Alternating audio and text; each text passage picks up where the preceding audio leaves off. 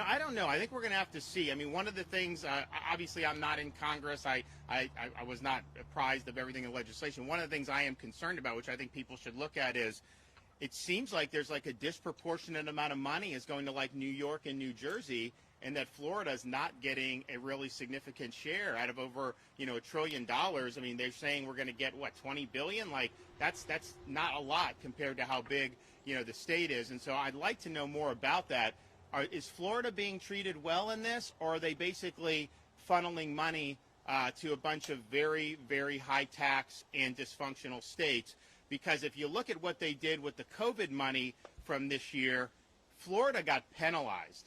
We got penalized because our economy was actually doing much better than the lockdown states. So we got less money than our population. And look, we'll make do with whatever, but if you're going to do money, then it should be done fairly. And we got less than our population. Other states that had more lockdown and high unemployment, they got more money than their share of the population. And then to top it off, what they did was they said, okay, if your unemployment is within 2% pre-COVID, you only get half the money now, and we're going to send you the other half next year. So we used some of the money, but we don't even have access to the rest of it. So I hope people will look at that and provide some analysis on how does Florida make out compared to these other states? Because I think if you're somebody that's elected to represent Florida, the last thing I think Floridians want is to funnel their tax dollars to New York and California.